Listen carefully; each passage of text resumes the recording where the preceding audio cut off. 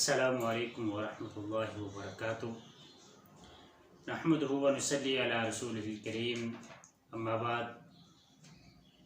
عن ابی ہریرہ رضی اللہ عنہ قال قال رسول اللہ صلی اللہ علیہ وسلم حق المسلم علی المسلم ست اذا لقیتہ فسلم علیہ۔ محترم سامعین، آج میں انشاءاللہ آپ کے سامنے سلام کے حوالے سے چند گزارشات عرض کروں گا۔ میں نے حدیث کا ایک چھوٹا سا حصہ آپ کے سامنے پڑھا ہے۔ وہ حدیث جس کو امام مسلم رحمہ اللہ اپنی صحیح مسلم کے اندر لے کر آئے ہیں، اس میں سب سے پہلی بات یہ ہے کہ مسلمان کے مسلمان پر 6 حق ہیں۔ پہلا حق اذا لقیتہ فسلم علیہ،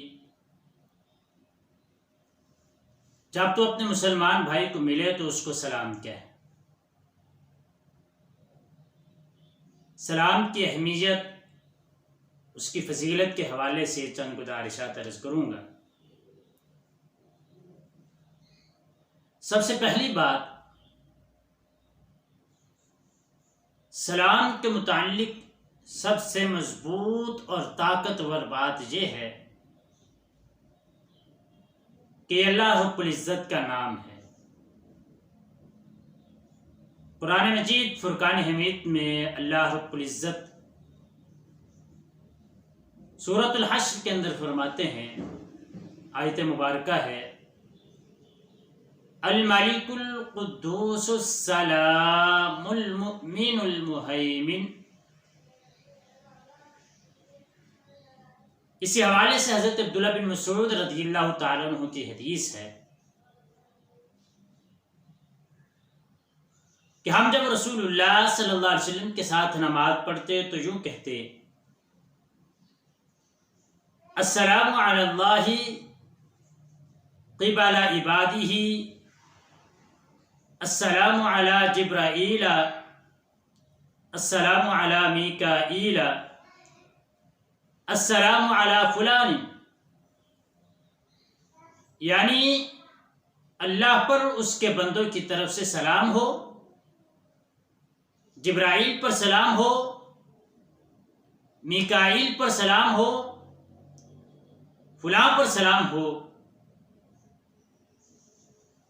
جب نبی صلی اللہ علیہ وسلم نماز سے فارغ ہوئے تو ہماری طرف چہرہ پھیر کر فرمایا، السلام علی اللہ، اللہ پر سلام ہو۔ یہ تم جملہ مت کہا کرو، کیونکہ اللہ خود سلام ہے۔ اس حدیث کو امام بخاری اور امام مسلم رحمہ اللہ دونوں نے روایت کیا ہے۔ سلام کا معنی کیا ہے؟ سلام کا معنی ہے وہ ہستی جو ہر عیب اور نقص سے سالم ہے اور جو سب کو سلامتی دینے والا ہے۔ اس لحاظ سے السلام علیکم کا معنی یہ ہوا کہ سلام تم پر سایہ فکر رہے، تمہارا نگہبان اور محافظ رہے۔ جس طرح کہا جاتا ہے، اللہ معک واللہ یصحبک، اللہ تعالیٰ تمہارے ساتھ ہو، اللہ تمہارا ساتھی ہے۔ دوسری بات، سلام کے حوالے سے، جب مسلمان آپس میں ملے تو سلام کہیں، اور اس کا مطلب ہرگز یہ نہیں ہے کہ ملتے وقت سلام کہنا ہے، جب جدا ہونا ہے تو اس وقت سلام نہیں کہنا۔ مسند احمد سنن ابی داؤد جامع ترمذی کے اندر یہ روایت موجود ہے، رسول اللہ صلی اللہ علیہ وسلم نے فرمایا اذا انتہى احدکم الى المجلس فلیسلم فإن بدا له ان يجلس فليجلس ثم اذا قام فليسلم فليست الاولى بأحق من الآخرة۔ جب تم میں سے کوئی شخص مجلس میں پہنچے تو سلام کہے، اگر اس کا ارادہ بیٹھنے کا ہے تو بیٹھ جائے، پھر جب اٹھے تو سلام کہے، کیونکہ پہلے سلام کا حق دوسروں سے زیادہ نہیں ہے۔ تیسری حدیث اس حوالے سے کہ رسول اللہ صلی اللہ علیہ وسلم کے پاس ایک آدمی آیا، اس نے السلام علیکم کہا، کائنات کے امام جناب محمد رسول اللہ صلی اللہ علیہ وسلم نے جواب دیا، پھر وہ بیٹھ گیا۔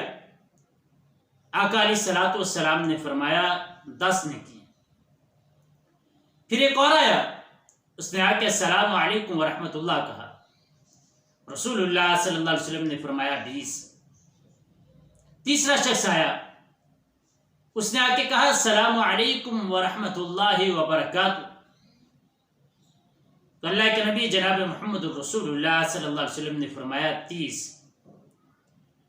یہ روایت سنن ابی داؤد کے اندر موجود ہے۔ سلام کے جو مکمل الفاظ ہیں وہ اتنے ہی ہیں جو رسول اللہ صلی اللہ علیہ وسلم سے ثابت ہیں، اس سے زیادہ رسول اللہ صلی اللہ علیہ وسلم سے ثابت نہیں۔ بعض لوگ وبرکاتہ کے بعد ومغفرتہ کے لفظ بھی استعمال کرتے ہیں، اور بعض لوگ مغفرتہ کے ساتھ رضوانہ کے لفظ بھی استعمال کرتے ہیں، جو اس کے اندر سلام کے اندر حدیث رسول سے ثابت نہیں ہے۔ ہاں، جب کوئی شخص سلام کہے تو اس سے بہتر جواب دینا چاہیے، یہ کم از کم اتنا جواب تو ضرور دینا چاہیے۔ اگلا مسئلہ کہ اگر تھوڑی دیر کے لیے کسی سے علیحدہ ہو تو دوبارہ ملنے پر پھر اسے سلام کہے۔ رسول اللہ صلی اللہ علیہ وسلم آپ علیہ الصلوۃ والسلام نے فرمایا جب تم میں سے کوئی اپنے بھائی سے ملے تو اسے سلام کہے، پھر اگر ان کے درمیان کوئی درخت یا دیوار یا پتھر حائل ہو جائے تو دوبارہ پھر اسے سلام کہے۔ صحیح ابو داؤد کے اندر یہ روایت موجود ہے۔ صحابہ کرام رضوان اللہ علیہم اجمعین رسول اللہ صلی اللہ علیہ وسلم کے اس فرمان پر بہت زیادہ عمل کرتے تھے، جس طرح کہ وہ مثال موجود ہے کہ جس صحابی نے نماز صحیح نہیں پڑھی تھی، اللہ کے نبی نے اس کو پھر فرمایا کہ ارجع فصلی فإنک لم تصلی۔ اللہ کے نبی بھی مسجد میں موجود ہیں، وہ صحابی بھی مسجد میں موجود ہے، لیکن وہ نماز پڑھ کے دوبارہ واپس آتا ہے تو کائنات کے امام کو آ کے سلام کہتا ہے۔ جب تینوں مرتبہ وہ آیا تو اس نے آ کے تینوں مرتبہ سلام کہا۔ اس کا مطلب یہ ہے کہ جب جدا ہوں تو دوبارہ ملے، چاہے وہ ایک مجلس ہو ایک مکان ہو، تو سلام کہنا چاہیے۔ اگلی بات، صحیح ابن ماجہ کی یہ روایت ہے کہ رسول اللہ صلی اللہ علیہ وسلم نے فرمایا کہ جب کوئی بندہ قضاء حاجت میں مشغول ہو تو اسے سلام نہیں کہنا چاہیے۔ اس حدیث کے راوی جابر بن عبداللہ رضی اللہ عنہ بیان کرتے ہیں کہ رسول اللہ صلی اللہ علیہ وسلم پیشاب کر رہے تھے کہ ایک آدمی کا گزر ہوا، اس نے سلام کہا۔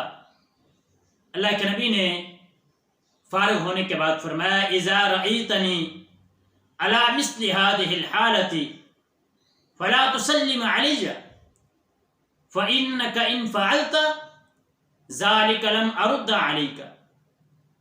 جب تم مجھے اس جیسی حالت میں دیکھو تو مجھے سلام مت کہو، کیونکہ اگر تم ایسا کرو گے تو میں تمہیں جواب نہیں دوں گا۔ اس سے اگلا مسئلہ یہ ہے کہ اگر نماز کی حالت کے اندر کوئی بندہ باہر سے آتا ہے، سلام کہتا ہے، تو اس کا جواب اشارے سے دے، زبان سے نہیں دینا چاہیے۔ عبداللہ بن عمر اس حدیث کے راوی ہیں، جامع ترمذی کی یہ روایت ہے۔ عبداللہ بن عمر فرماتے ہیں کہ میں نے بلال رضی اللہ عنہ سے پوچھا کہ لوگ نبی صلی اللہ علیہ وسلم کو نماز کی حالت میں سلام کہتے تھے تو آپ صلی اللہ علیہ وسلم کس طرح جواب دیتے تھے؟ تو حضرت بلال فرماتے ہیں آپ اپنے ہاتھ سے اشارہ کرتے تھے۔ اگر نمازی کو سلام کرنا جائز نہ ہوتا تو اللہ کے نبی جناب محمد الرسول اللہ صلی اللہ علیہ وسلم اس سے منع کر دیتے۔ البتہ یہ بات سلام کہنے والے کو سوچنی چاہیے کہ نمازی کو تکلیف نہ ہو، وہ سلام آہستہ آواز سے کہے، جیسے کہ ابو داؤد کی روایت حضرت ابو سعید رضی اللہ عنہ فرماتے ہیں رسول اللہ صلی اللہ علیہ وسلم نے مسجد میں اعتکاف کیا تو لوگوں کو بلند آواز سے قرات کرتے ہوئے سنا۔ آپ صلی اللہ علیہ وسلم نے پردہ ہٹا کر فرمایا الا ان کلکم مناجن ربہ فلا یؤذین بعضکم بعضا ولا يرفع بعضکم على بعض فی القراءۃ او قال فی الصلاۃ۔ یاد رکھو تم سب اپنے رب سے سرگوشی کر رہے ہو، اس لیے ایک دوسرے کو تکلیف ہرگز نہ دو، اور قرات میں یا فرمایا کہ نماز میں ایک دوسرے پر آواز بلند نہ کرو۔ اس حدیث سے یہ بات ثابت ہوئی کہ نمازی کو تکلیف نہیں دینی چاہیے، آہستہ آواز کے ساتھ سلام کہنا چاہیے۔ آخری بات سلام کے حوالے سے کہ بعض لوگ یہ کہتے ہیں کہ جو شخص قرآن مجید کی تلاوت کر رہا ہو، یا کھانا کھا رہا ہو، یا وضو کر رہا ہو، اسے سلام نہیں کہنا چاہیے، مگر اس کی کوئی دلیل موجود نہیں ہے۔ جب نمازی کو سلام کہا جا سکتا ہے تو اس سے زیادہ مصروف کون ہو سکتا ہے؟ اس حوالے سے چند گزارشات تھی۔ اللہ رب العزت سے دعا ہے کہ اللہ تعالیٰ ہمیں ان احادیث کو صحیح معنوں میں سمجھ کر اس پر عمل کرنے کی توفیق عطا فرمائے، اور اس کے ساتھ ساتھ ہمیں سلام جیسی سنت کو عام کرنے کی توفیق عطا فرمائے۔ وآخر دعوایا ان الحمد للہ رب العالمین۔